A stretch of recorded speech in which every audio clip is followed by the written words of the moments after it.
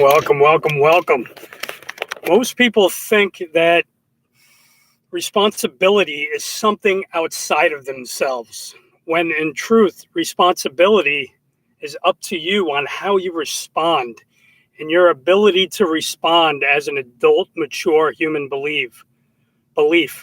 Most people don't take responsibility and they just react to things. They go to that, primal reptilian hindbrain, which teaches you to react for safety and security. But as you mature in life, you want to take 100% responsibility for everything that happens. Think how empowering that would be for you to take 100% responsibility, right? Your ability to respond.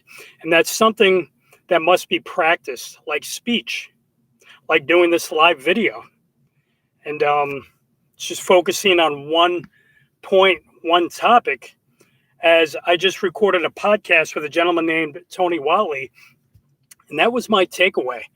We spoke about how most people don't take responsibility, and then they look around and their lives are just kind of in chaos, when they themselves are the ones that must be in charge of doing hard things to make their life work, right?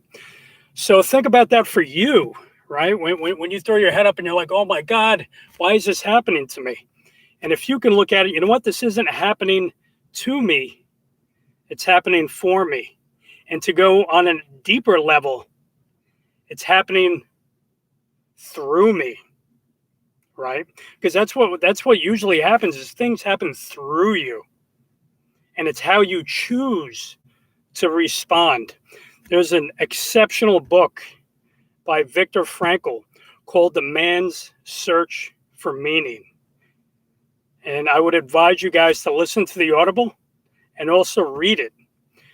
And, Viktor Frankl was in, I don't know what you call him, a Nazi internment camp during the World War II era.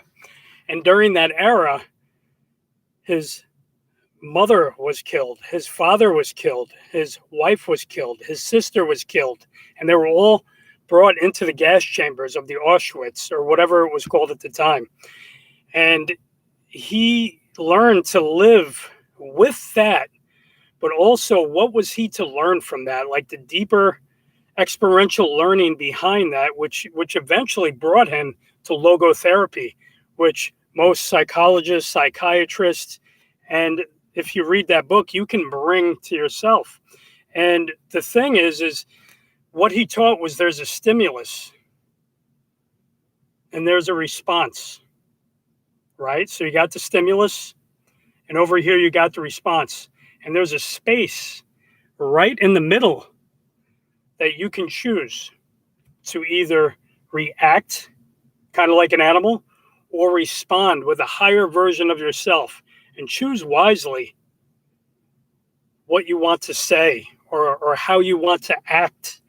And in that, you're taking 100% responsibility to what it is that you're looking to not control, but to learn from, to learn from. Because most people just respond. Like if we're in traffic, right? What do? We react. Either the middle finger comes out, or you scream, or you start, oh my God, I can't believe they did that, blah, blah, blah. And then it can get you into a maze, and you get stuck in that maze. And all of a sudden, this is happening. And then your life tumults out of control, and you're not taking 100% responsibility.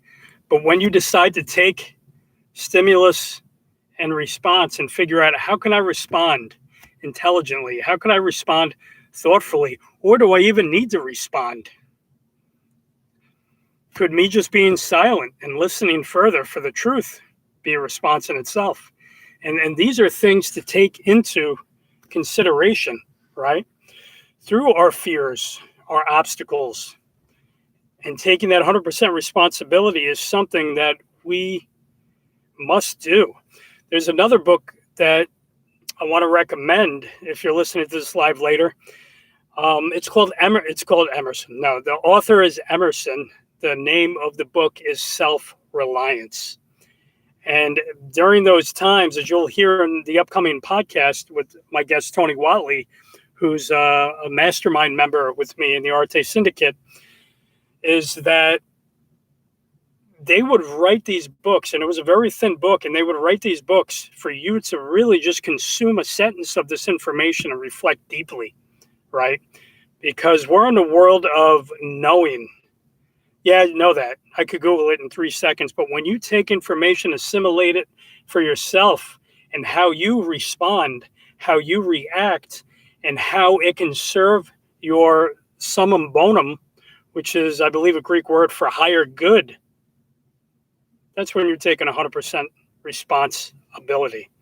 And if you break apart that word and look at it, it's the ability to respond, right? Which is trained, which takes time, which if you look at a kid to an adult, most people do not mature, right? And I'm sure the people listening to this know someone who's very immature, and they choose not to mature. And we all have times when you lose it, where you flood with something and you don't take 100% responsibility. And then you look back on it later and you realize, you know what?